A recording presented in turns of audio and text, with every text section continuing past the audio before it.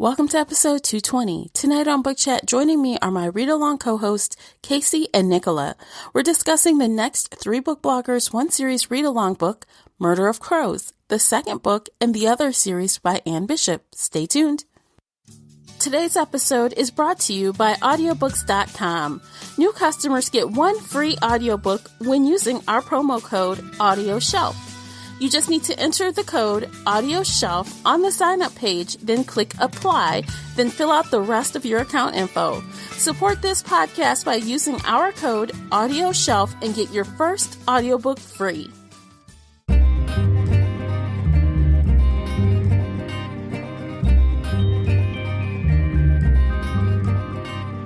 Hey everyone, I'm your host, Tamara Ford, and welcome to Book Chat here on the Shelf Addiction Podcast. If you're new here, welcome. If you're returning, welcome back. Join in the book discussion by finding me on Twitter, as well as my book blogger co-host. Tweet at us using our special hashtag 3bloggers1series. That's using the numeric 3 and 1. Again, that's hashtag 3bloggers1series. If Twitter isn't your thing, no worries. You can call in and leave an internet voice message via SpeakPipe. Leave us a voicemail and we'll reply to your feedback here on the next read-along episode. I hope to hear your thoughts on tonight's discussion. The links for everything I've mentioned are below in the show notes. Before we jump into this discussion, I want you to get the full enjoyment out of this conversation, so I recommend that you read the book first. This is a read-along, so of course, spoiler alert, you've been warned. Hey guys, we are back and we are continuing The Others, and we are talking about Murder of Crows today. And I have my 2 3 bloggers, 1 series read-along co-host here. Casey, why don't you start? Hi everybody, I'm Casey. I've been a reviewer at Literary Escapism for 8 years now, and I'm also the owner and lead editor at Heartful of Ink. Welcome. Nicola? Hey everybody, I'm Nicola. I've been blogging at Alpha Heroes since 2007. It's alphaheroes.net. It's a little bit quiet these days, but making up for it here with Tamara. Yay. All right, you guys, you ready to jump into this conversation? Yes. Okay, I finished this book a few days ago, so I've had a little bit of time to marinate on it. How about yourselves? When did you finish? I think last week, but I read it in a day. I started and I couldn't stop. Awesome. I reread it and I finished that up Sunday, I think. Cool. It was a fast read, for sure. Another fast read, just like the first one. Agreed. I did love that, if you guys have been hanging around with us for a while, I'm a stickler on timing. And I love that Anne Bishop told us exactly how much time it passed. Yes. That was my thing. I'm like, yes. Okay, 2 weeks. I know where we're at. Know what's going on. Great. I like you could definitely feel the seasons change in this book. So if you're watching the passage of time. Mm-hmm. Yeah, this book started out pretty crazy, I think. If I remember correctly, it started with some crows being taken down. Being murdered. Yep. Yeah. With the bad dream. Like her dreams and her prophecies are getting a little bit mixed up in this book, I think. She doesn't know. Some of the dreams become prophecies, but she's not sure if they're going to be or not. So that's an interesting evolution of the world building, I think. Yeah, not only, she doesn't have to cut herself in the traditional way anymore. Mm-hmm. Right?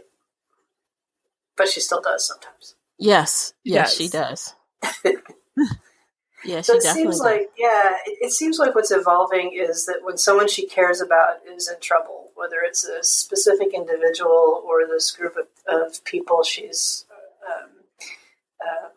in a pack with, I guess, it gets like the worse the danger might be, the more she feels the need to do a regular cut. So. Mm-hmm. Yeah, that was interesting. They explained that a little later after, I guess, Simon started talking with the people from that island.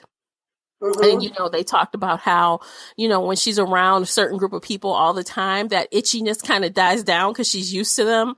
But when the people are always changing, the circumstances are changing, it kind of like triggers things. And so she's constantly having that urge when it's new people and new environments. So. Right. So it kind of makes sense that maybe the prophecies are supposed to be things that are out of the ordinary for her. And she doesn't, until she has an ordinary, she's just kind of itchy all the time. Right. Yeah. She has to get used to her people and the choices that they make constantly. Yeah. Yeah. Yeah, there's a lot about having a routine, doing the same thing every day. There was a lot to that going on there. Yeah, it just felt a little less random in this book than it did in the first book. Oh, you mean how she thought of different, how the prophecies came to her, or what she was seeing? Okay. Yeah, how they came to her, when, like, whether it was important or not, what she needed out of it. Mm-hmm. And that's what they were getting at with the routine and getting used to the people, because she spent all of the first book getting used to everybody, and now she's used to them, and now she's kind of narrowing down, like, okay, I'm going to dream about the crows being murdered, or I'm going to see XYZ happening. Yeah. Right. I wonder if she evolves even more, will her, I guess, visions or dreams or whatever they're called, I wonder if she'll actually be able to get to the point where she can like say a cohesive sentence about what she's seeing instead of just spitting out words. I wonder if that she'll ever get there. Yeah, I don't know, because she doesn't even know what she's saying when she's saying it. I know, but Yeah. I feel like she's learning at such a fast rate. She's evolving really quickly. I feel like she's definitely not the same person as she was at the beginning of the last book. So, I mean, by the time book 4 or 5 rolls around, I really wonder, like, if I could just guess, I really would love to know, make a good guess on how she would be, like how she would transform. And I kind of want to guess, but I don't want to, because I'll probably be wrong. But I'm curious. I mean, because as you grow as a person, you would think your skill would change, evolve, grow, as we're seeing a little bit here. So I guess we'll have to wait and see. I really liked the role that Mary Lee played in this one, where she had the prophecy specifically about the tea kettle and the broom when the bad guy showed up, and Mary Lee was really creative about how she recorded it and how she helped get everybody to interpret it. She had the index cards, and she added sort of the motions and the actions, kind of and the emphasis that the hand motions, right. And how she was describing things while she was in the throes of prophecy. Right. I don't know how to say that. No, that's right. Yeah, that's in the trance or whatever. Yeah. Uh-huh. Yeah. Yeah, and they alluded to it a little bit too with either Mr. Smith or the controller, I forget which, where he had gotten some words out of one of his girls, and so he went to the internet and started plugging keywords in and came up with Nicola Scratch. Mm-hmm. Yeah. Mm-hmm. Yeah, I think that was the controller. Mr. Smith. Oh, wait, Mr. Smith was the guy that came after her, right? I thought the controller was going after her, and Mr. Smith was like the smaller bad guy. Right. I think you're right. Smith had like the lesser. Right. He was the one that went to the island and actually went to try to snatch her. No, that was Phineas. What? Jones? Phineas Jones? Phineas Jones was like that shark guy because he had the fin. Yeah. And she kept saying fin. Yeah, that's right. So he was like the outside guy who just went and got girls. That's right. Yeah, Mr. Smith owned girls. The crazy contractor. So Smith was like a mini controller dude. Okay, yeah. I barely remember him. Yeah. He had another facility.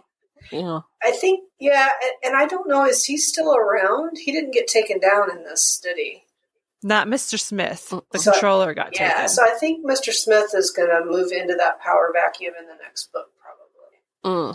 Mm-hmm. Controller went down hard. He did, real hard. That's what I didn't like about the ending. It kind of alluded to the others getting taken down too, but not really. Yeah, it left a lot open. It left a lot open-ended or open to interpretation, and I think it's because the lakeside courtyard doesn't know for sure how it's going to go down. And I think that the way they take down the rest of these things and what they do with the girls and how they manage the girls, I'm assuming is going to be the plot for later books. Mm-hmm. Probably. Well, I mean, now we have that whole group of girls. I think it was 6 of them, in addition to the adult that they took, that are now on the island. So we have to deal with that, you know. We're probably going to be spending some time there, especially now that Meg's friend is there eventually. Yeah. I mean, she specifically wanted to not be too close to Meg. She was worried that Meg would feel bad, that would make her feel bad. And I think the other 5 girls were, like, they stuck them in a B&B and then the story moved on. So I'm not quite sure how that's going to go. I mean, they were young. I don't think any of them had been cut yet, or they'd had their first cut. They weren't correct. So they're still, quote unquote, savable, which I don't like saying that for all the other girls, but you know, like. Well, I mean, if you think about the situation they were in, they were told you get X amount. You take what we tell you, or you take none. They'll kill everyone. Yeah. So I feel like they made the right choice. You take the kids, right? You save the kids. That's what you do. If you have to make that choice, you gotta save the kids. They have a better chance. They're not as damaged already. They have a better chance. And that made sense to me, even though it's kind of bad that you had to leave the other ones. Yeah. But, you know, choices. It did. And I don't think that they were actually clear that the rest of them were going to die, right? So they're just taking the girls away. No. The Midwestern Terra Indigene were going to take care of it, right? Right. They did not. I didn't mean that they were going to. Okay. The part where Simon told them, you know, when they started to argue about how many people they could take, Simon stood up and said, look, you do this or this could happen. That was what I was referring to. But in the end, no, we don't know what they did with them. It wasn't really clear on. I felt like they're just storing them somewhere. I don't think they killed them. I think they're keeping them. I agree. Yeah. Go ahead, Casey. I was going to say, it kind of sounded like they put them in a better home, but I wasn't really sure. Like, it was a very open-ended ending. I agree. It was really vague, and it didn't say we took 18 girls and we put them in this kind of facility. It was just like, we're going to be looking at all of these facilities, and it's not going to be about benevolent ownership. We need to... we're going to be watching over them. The Terra Indigene are going to watch over them, and they don't know if they can be better. I mean, I think they believe they can, right? But they don't know what danger the girls are in from their own, their own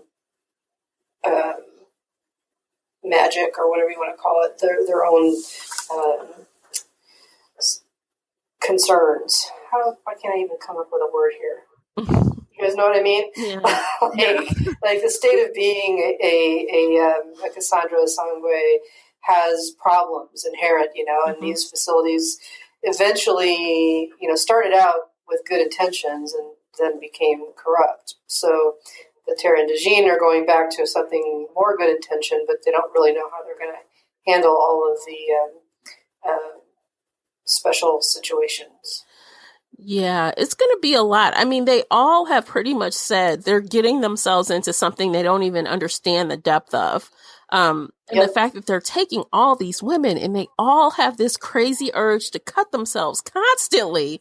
It's going to be like, I mean, can you imagine trying to keep 18 people from trying to cut themselves and injure themselves? And we know now it doesn't have to be that specific blade for them. They prick a finger or get a paper cut or, rip their skin with their nails. And there we go, so it's a lot. It's going to be a lot for all of them. Yep.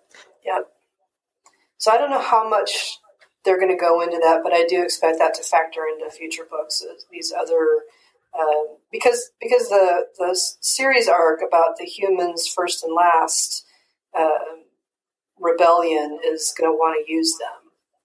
Oh, absolutely. So there's going to be the struggle over controlling the Cassandra Sangre is going to be the thing that, I'd say determines the outcome, but I think that the humans are still kind of screwed no matter what they do, but they seem to think that if they can get these prophecies, they can, have better shot.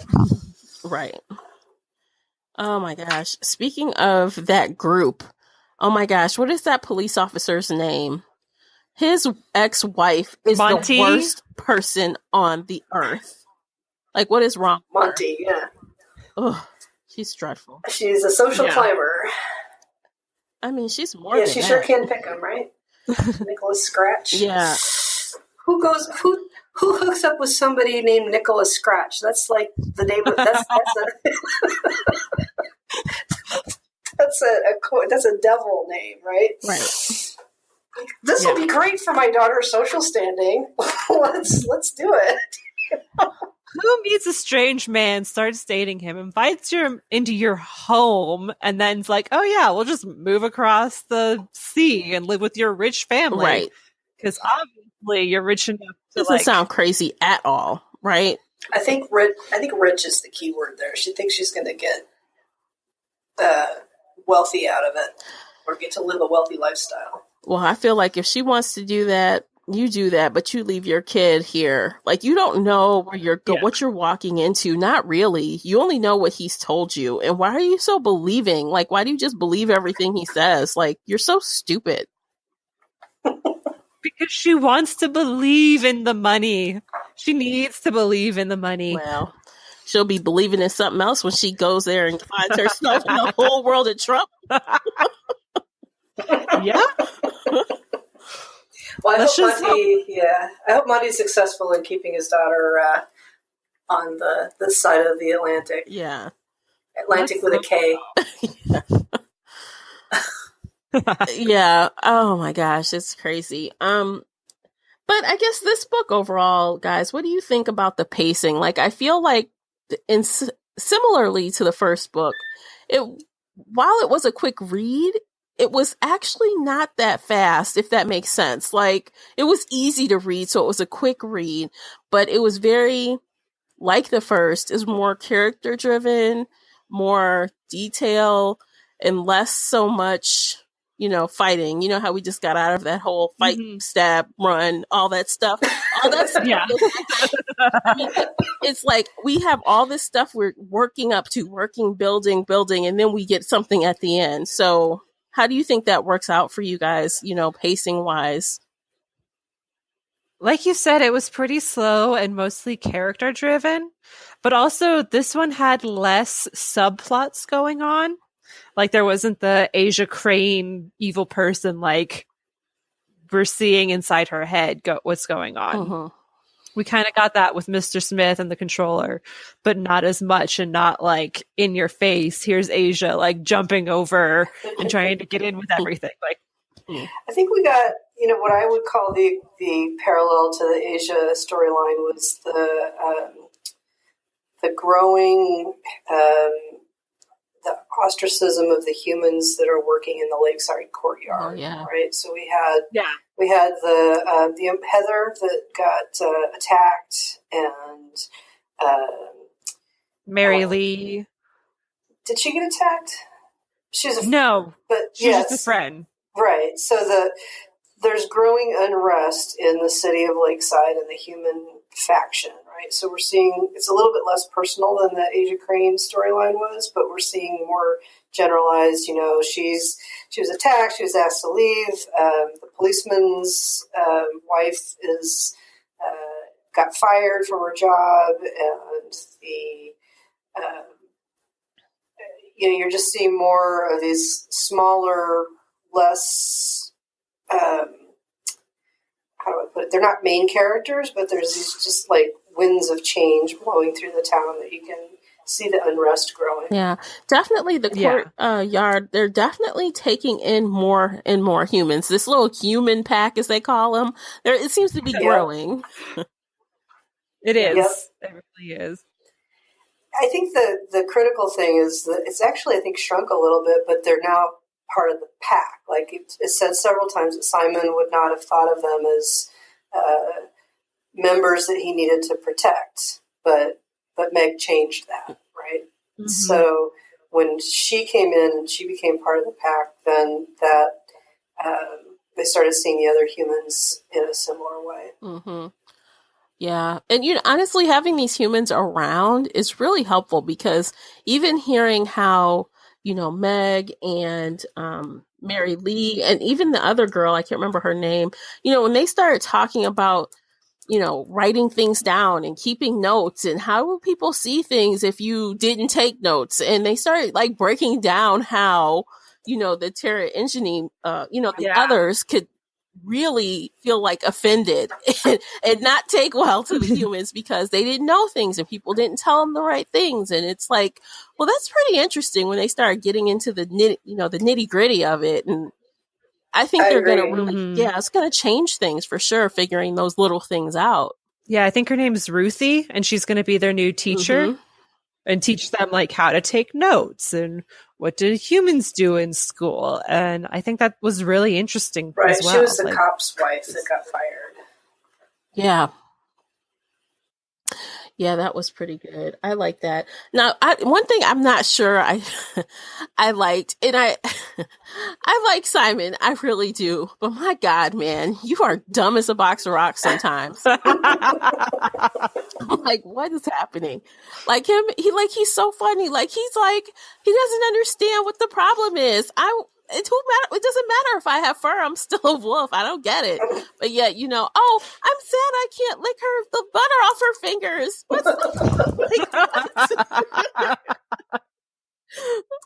Priorities. Oh, gosh. What do you guys think about Simon and his interesting way of, I guess, realizing he wants to be her friend, I guess? More than friend. Friend. I loved it. I did. I loved it. It was adorable. Yes, it was crazy. And yes, I wanted to be like, are you kidding me right now? The entire first book, they kept talking about her monthly period and like, are you bleeding? Are you okay? You're crazy. Are you bleeding? Is it your time of month? And this time, like, oh, it's your time of month? Really? Mm-hmm. Huh? Mm-hmm. I never would have guessed that. And I was like, really? You guess it every day in the last book. And this time you're just not even thinking about it? That was weird. Yeah. I don't know. I guess he was so far in his dream, he just was so out of sorts, he just didn't think about it being that, maybe. I don't know. He was like, blood, you must have cut yourself. Well, he is worried. When they found out that she could bleed accidentally, that freaked everybody out. There's all that. That's true. Dwelling on whether or not that she had enough lotion for her skin, right? So. Right. You can't let your skin crack because those are a million little cuts. So you can't do that. Ugh. Yes. So, yeah, that's very interesting because she's learning this whole self-care thing. Like, what did she do when she was in the place? They gave her lotion, she never left the room. She didn't get chapped skin because she never left the cell. I don't know. You can still get dry skin. Apparently not in Lakeside or whatever the Midwest. The Midwest world.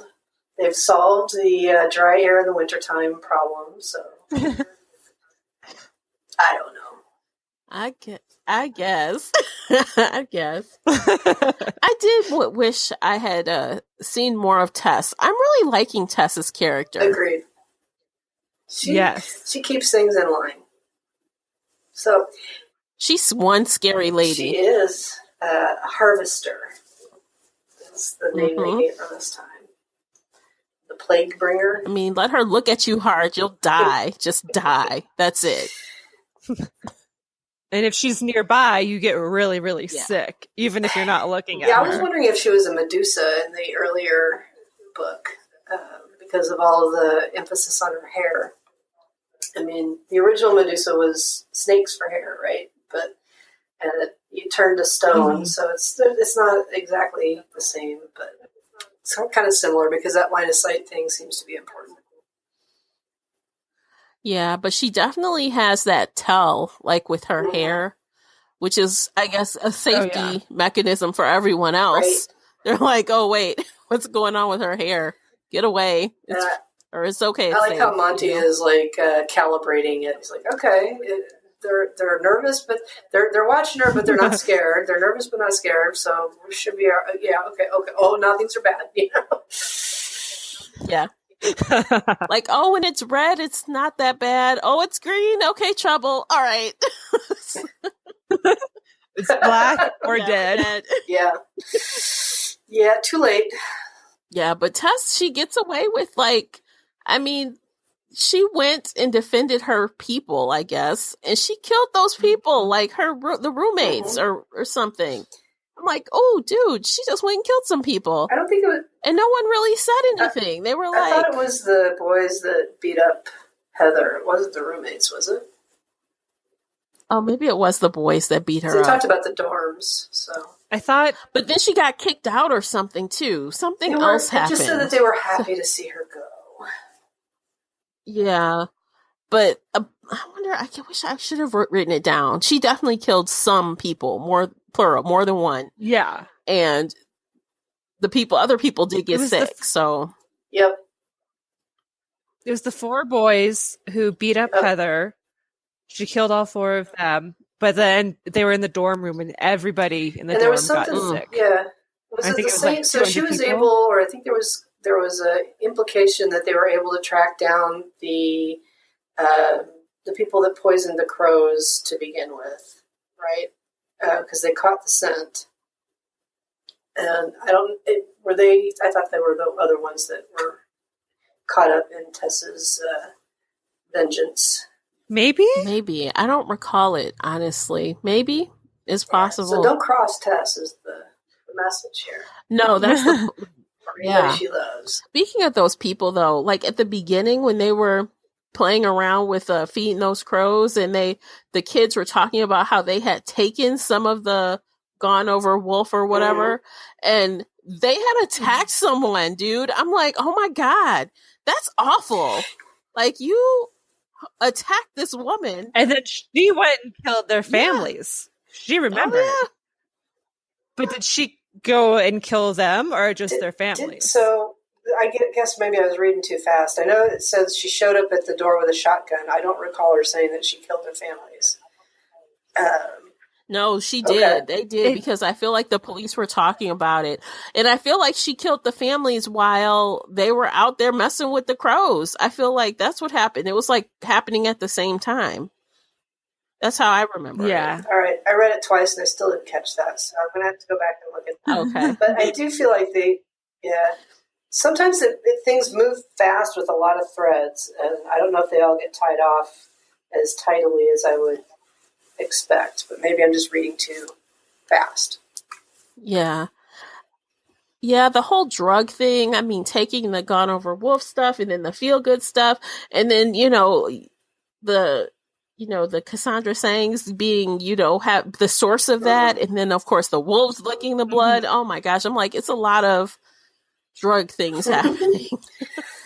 So yeah, I was gonna say, I thought it was kind of convenient that it's the same girls who are doing the prophecies that are also the blood drugs and, the gone over wolf and that it's all kind easy of the same. something. Yeah. The feel good. Yeah, like it's all the same. The feel good. Yeah, like, yes, we have all these multiple threads and different plot lines, but it's all essentially the same thing. And that's one thing that I wondered. So is it feel good at first, and then it becomes gone over wolf after you have too much of it? Is that what happens? I think what they're trying to say is that if the meat is dead when you take some of it, you get the aggressive, you get one effect. And if it's not dead, you get a different effect. Okay. Which I don't think is totally consistent, because with Simon, he had both reactions, one, under approximately the same circumstances. So I don't know if it was just because Meg was much closer to being dead the first time, or, she'd been under the cold water, so hypothermia, or you get a resist. Yeah, to me, again, I don't know if I didn't read it carefully enough or if it was a little bit confusing, but I don't really get the difference between like how they get the different effects. It's kind of, dead. If they're dead and put in the meat, then you go over wolf. But also, I think it's if they're in the throes of happiness, or if they're in pain, it's bad because she was kind of dead and in pain. But in the scene where she was in the ecstasy, they're like about to orgasm and super pleasurable and everything's happy, and that's when he started licking that wound on her chest. That scene, and that's why he became like gooey and whatever else she called him. He's like licking all this blood, and then like next thing you know, like people are standing around him like, what is wrong with you? He's been out of it for a day. Yeah. He's like, oh my gosh, like what happened? So this is something I found out recently, and I didn't know this one. So in my community, we're seeing more people from Arab countries, and seeing like halal meat butchers pop up, and so it came up. But part of the theory behind the halal and the kosher butchering is that the way you kill an animal changes how the meat tastes, because of the way the hormones flush through the blood. Like if it's something where there's a lot of pain or they're super angry, it does change things. And there was a reference in the book that said that, human blood is a chemical stew or something like that. And it does, the properties change with the hormones that come in based on your emotions and your fear, your adrenaline situation. So, I think she's trying to pull that concept into it. I didn't think it was totally clear, but I think you're right, Casey. I think that it's kind of the state of mind of the donor, if you will, at the time of donation. Yeah. Or if they're dead. Yeah, I mean... or if they're dead.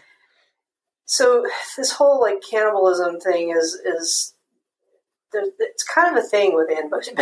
That was one of the things that kind of turned me off about her Dark Jewels or Black Jewels trilogy or series, I guess, is that was kind of like the penultimate, reason why the bad guys were really, really bad guys, is that some of that stuff was going on there too. So I don't know. I feel like she's got kind of a thing about that. So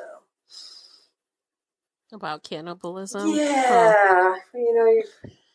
So she's definitely leans into the horror more than the romance, I think. And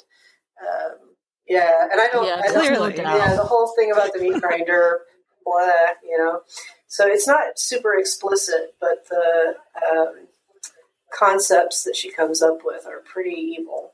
That makes me wonder, because she is kind of good at the, dark stuff, the horror part of it. I wonder when Meg and Simon actually get around to admitting they like each other, will it be so awkward and painful to read because they're just so awkward and painful, or will they just suddenly miraculously click and it will just flow, because she can write that too. So I was talking to somebody about the series, and they gave me some indication of how that might go down. I don't know if you guys want to know ahead of time. No spoilers. Okay. And I don't know. This is just what someone told me, but okay. Well, you can tell me when we get off this recording, because I want to know. We shall continue. Continue to speculate. Yeah, that's going to be interesting. But myself, I'm just guessing that it's going to be awkward and like very beastly. Like he won't know what to do. And he's just going to be like going to bite her arm off or something. I don't know. Maybe he'll read that advice column. Yeah. Mrs. Happy Paws or whatever the heck the name is. I can't. It's got a really dorky name, There's the advice columnist that gives advice for the interspecies dating and oh my gosh, right. etc. Well, hasn't he had sex with humans before though? He said he had. Like I thought he mentioned that. Yeah, he said he has. So he won't bite her arm off, but it'll still be pretty like... Well, I don't know. Meg is different from the other ones, you know? This is true. He might make her by accident or something crazy. Can't hurt her, can't bleed her, can't cut her. He'll like put her in bubble wrap. Oh, that's going to be a very different love scene. You can't like really touch the girl. That's going to be interesting. Yeah, no claws, no teeth, and yeah, so. Interesting. How are you going to get yourself out of that one, Ms. Bishop? Let's check it out. Exactly. All right, maybe it'll just be like prophecy orgasms at the same time. Oh, God. Oh, my God. Well, we know he'll probably stay completely human, you know, no changing body parts. Like, I still think that's kind of weird that you can have like a wolf head or a wolf hand. Yeah. But, you know, yeah. I find it weird when his human ears bend down. Like, I think they did that twice. And I'm like, oh, nope. Nope. So is Meg. You know, she was like, that's a disconcerting. And there's the doctor who can't change her ears. Uh-huh. What'd you think of the human doctor guy? What's his name? Laszlo? Lorenzo? Sounds right. Lazarus? Something like that. Now that I think about it, that's kind of a provocative name, right? I didn't think of it when I was reading it, but that's maybe a thread to think about in the next book. I thought it was pretty realistic. I mean, for a totally fantastical setting, but he wants to help. He's totally scared of what he's getting himself into, and he doesn't know how to do anything, right? He's really worried that he's not going to be able to he's not going to be able to help these girls. Mm-hmm. And he's been taught, he knows enough, I don't know if it's typical human medicine or whatever, but he knows the conventional information about the Cassandra Sandway that they, are out of their heads and they can't live alone and they only have so many years to only so many prophecies in them, and they're kind of crazy. So he's got this preconceived notion that these girls are not going to be able to live on their own. They're not going to be able to be totally free. And I think his worry about how he's going to manage all this stuff is pretty realistic. I don't know if I think he will survive there long. I don't think he will. Yeah. From the beginning, it seemed like he just wanted access to Meg, like in the way doctors want access to a new thing to study. Mm-hmm. And then when he realized he'd have to deal with the pack and how protective they was, he got more and more scared. I think he's terrified. The question is he a good guy who's terrified or a bad guy who's terrified?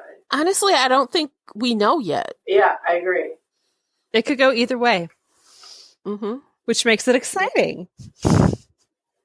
Yeah, we gotta see. Hopefully we'll see more of him in the next book so we can start making that, determination. Because if we don't see him again, really, but for a millisecond, it's going to be hard to kind of learn that character. So we'll see. We'll see, I guess. I missed Simon. Or Sam. Sam. Oh, yeah, Sorry, Sam. Not Simon. Sam. I miss Sam. He was such a big part of the first book. Mm-hmm. And he was so cute. And I just adored him. And he was her adventure buddy. And they went on adventures and they had fun. And this time he's just kind of you're gone. Well, get out of here. I think he misses her too. Go to school. Yeah. Oh, he does. They had a couple scenes. But it was still just I need more funny. I need more humor here. Okay, so I'm not real big on biblical symbolism, but Lazarus is somebody that Jesus raised from the dead after having been dead for 4 days. So I'm wondering, that's an interesting, maybe he's going to come back. We'll see. Yeah. Or maybe interesting. It's just a cool Sunday name. I don't know if that was exactly his name either in the book. I'll have to double check that. Yeah, I'm gonna have to be better about writing down the names because I'm like they're all like I knew them when I was reading them, but now it's like they all kind of faded away, Yeah. which is not good. It makes it hard to talk about. If you're writing a review, you can kind of go back and double check all that stuff. But Yeah. I would say just on a general level, I'm very intrigued by the world building on a high level. Like, I think the concepts are really cool. I think some of it doesn't get tied together enough, you know. And when I'm reading it, I don't mind it. But when I go back and try to say, "Oh, this is so amazing," it's like, you know, there's a lot of holes in that.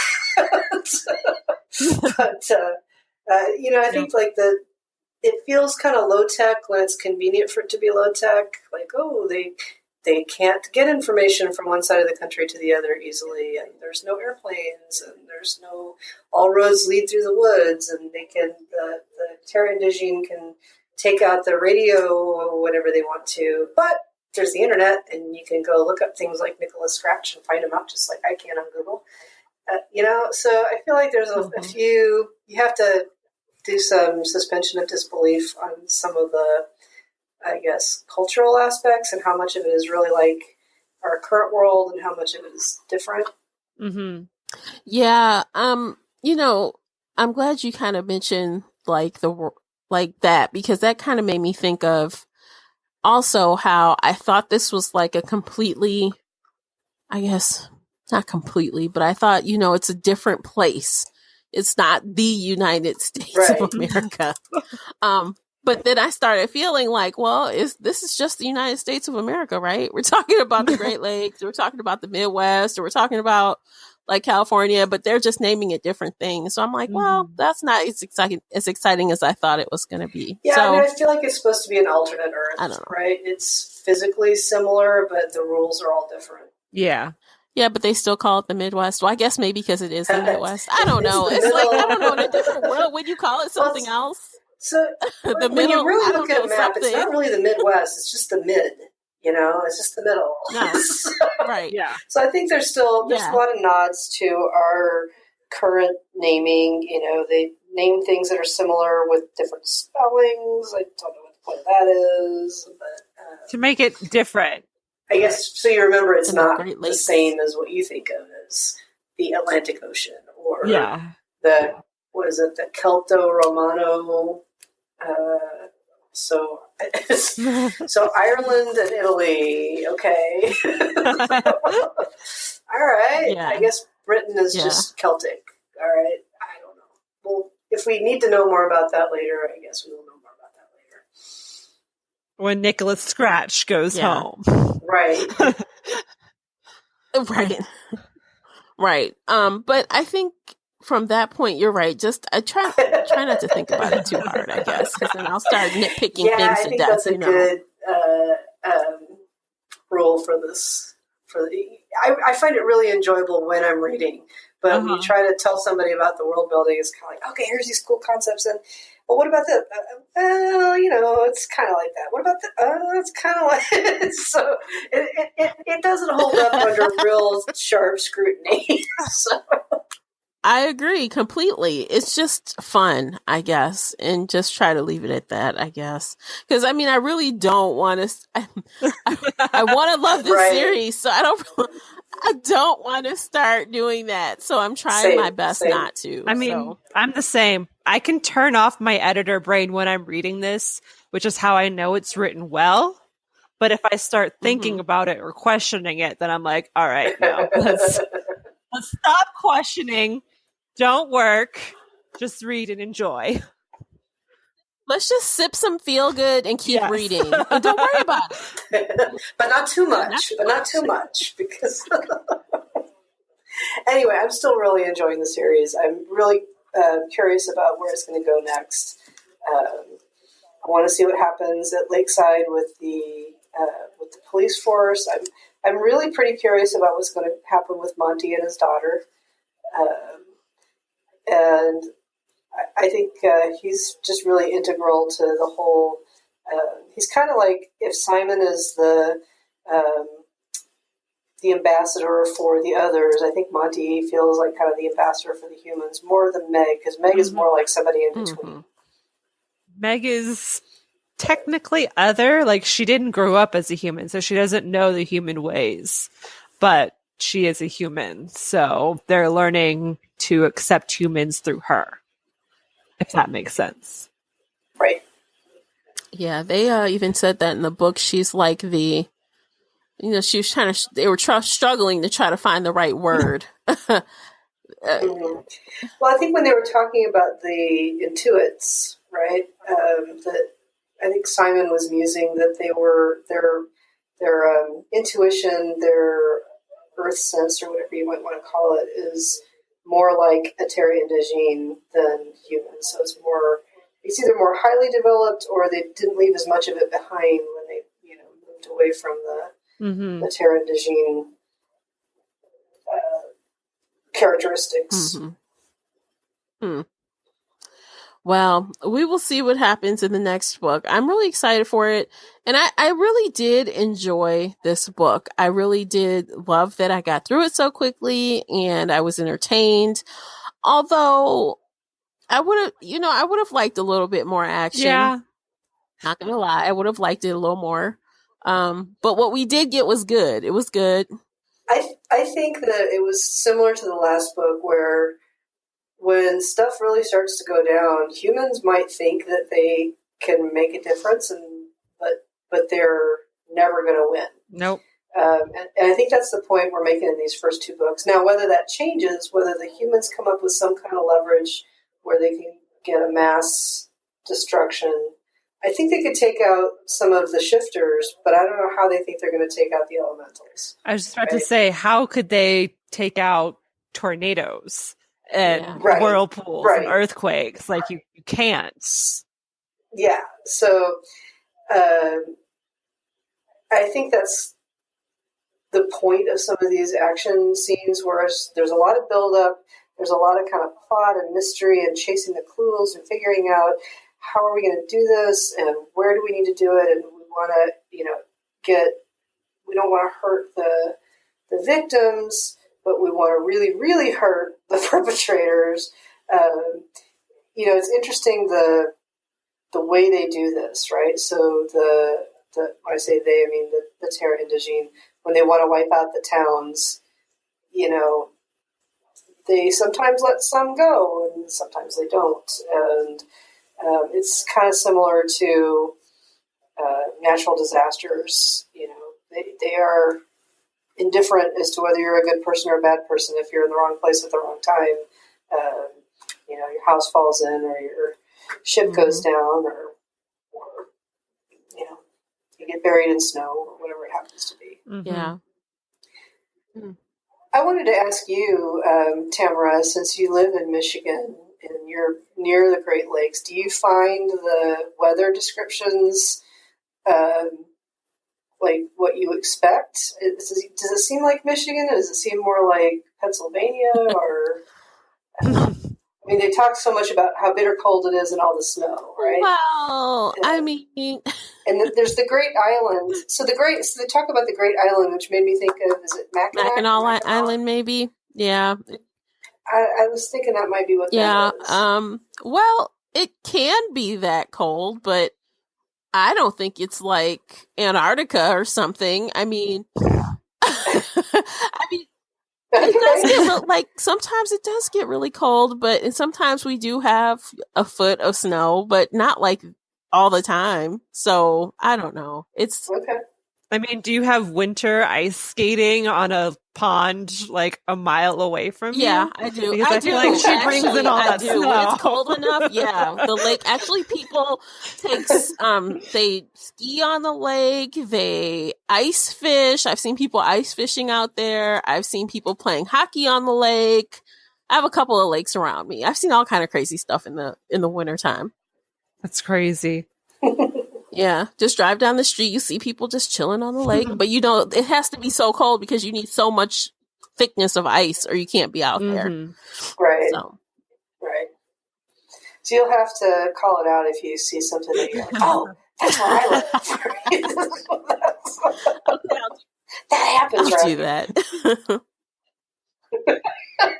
I'm curious though to see if she ever says, what area she really thinks, this is from, where she was pulling it from, It could have been Minnesota or Wisconsin or, they're kind of cold too. It says that Lake Silence is set in the Finger Lakes area of the Other's world. Finger Lakes. So, Finger Lakes. Oh, that's weird. Well, maybe that is like the maybe it's the Michigan Great Lakes or something, because just how many lakes are around the state in other states that touch it, I don't know. Who knows? I don't know. Don't get me going. Well, I think they talk about, in the book, the Great Lakes are mentioned, but that's a pretty big area, right? So, but something was making me think Michigan. I think it was the mention of the Big Island. Yeah, probably Mackinac, Anyway. if that's where she's thinking of. That's the only island I know of. Well, there used to be this other little island that this place called Bobolo used to be on. It used to have this thing called a Bobolo boat. It was like a little, like a small version of Cedar Point, but it closed like a long time ago. So, yeah, I don't know. Anywho, let's rate this thing before we close it out. So you know how I like to do 1 to 5, like Goodreads. Mm-hmm. Who wants to start? Nicola, how about you give us your rating? I'm torn between a 4 and a 5. I really enjoy it, but the world building holes are noticeable. Mm-hmm. Yeah, agreed. I'm going to go with 4. I really like the read. Really like it, but, that takes a little bit away for me. Yeah. Casey, how about you? I'm going to go with 4 stars too. I love this book. And like I said, I read it in a day. Like once I start, I could not stop. But like you said, there were some world building holes. And also I just thought there wasn't enough to the story. And then it wrapped up so fast at the end without explaining everything. Like it just kind of meandered in the beginning and there wasn't a lot of humor. It was just like the sex talk or the lack of sex talk. And that's all everybody wanted to talk about, which I enjoyed, but also like, where's the adventure buddy stuff? And where's all the other bad guys and all this other stuff? And oops, everything's over. The end. Yeah. The end. a little bit less charm, a little bit less charming than the first one, I think. And just, because we kind of know the world, there's not as much coming at us. Exactly. Yeah. So I love this series, but yeah. Yeah, I think as the charm wears off, and it will, like you said, Nicole, and it does, because all the little fun things we learn about Meg, we learn it in the first book, and okay, we know. That is where it's time to step up other things to kind of compensate. You can't go off of that forever. Because it's just not going to float. So where I sit, I also gave it a 4. I think it was a very good read. It was very quick for me as well. But it was like something missing. Yeah. Like I want to use this example. I want to use a food example, you guys. And I know everyone can relate to this. Like, let's say you've made a recipe 1,000,000 times, you know how it tastes. But one time you make it and you're like, something is off. Something is off. Yes. You don't know exactly what spice it is, but it's something. Yes. Oh my God. Yes. That's how I felt. Exactly. That's exactly how I felt. So it's still good. Still a good meal. Have I told you the story before, Tamara, that when my grandmother gave out recipes, she would always leave one ingredient out? It's like the classic secret ingredient. Yeah, she would, because it was such a thing. Like if you went to a potluck and, I need your recipe for these lemon bars or for this garlic bread, she would always leave something out or make it the proportion off a little bit so that hers would be the best. Goals. That's so smart. That's what I want to be in life. That's so smart. So the secret ingredient thing is a real thing. I don't know if it was like a that generation or what. But. Yeah, but that makes all the difference, though. I mean, it doesn't make it a bad meal. It's just you can tell something is missing. That's all. It doesn't have that special extra. Exactly. You got it. But still good. Still looking forward to the next one. Yeah. Something about silver. Yeah, Vision in Silver. So this should be interesting. It's actually gotten really good reviews on Goodreads, so I'm excited. Maybe we're going to get some of the things we thought were lacking. Maybe we will. Let's cross our fingers. I hope Silver is bad for shifters. Well, maybe not in this world. I don't know. I wonder if Tess's hair turns silver. I said, I wonder if Tess's hair ever turns silver. Ooh. If it does, maybe she'd be dead. I don't think she gets old, right? She's been alive for a long, long time. I don't think we've never seen her hair blonde or anything. I don't think. No, it's just green, red, brown. It's brown, green, red, and black. Black, yeah. Yes, I don't think I mean, that's why I say maybe she'll be dead if her hair ever turns silver. I can't imagine her having silver hair. But you never know. Maybe. No, don't get me to trying to guess. I'll be wrong. All right, everyone. Thanks so much for tuning in and listening to us. And feel free to comment. Hit us up on Twitter. Use the hashtag 3bloggers1series. And let's talk about this book, guys. Yes. Yeah. All right. We'll catch you guys next month. And until then, happy reading. Take care, everyone. Bye. Bye-bye. If you enjoyed today's episode and would like to show your support, there are a few things you can do. Head on over to Apple Podcasts and leave a positive 5-star review. You can follow me on Twitter and Instagram. Most importantly, you can share this podcast with friends and family that love pop culture, from books and audiobooks to TV and movies. I'll see you next time here on the Shelf Addiction Podcast.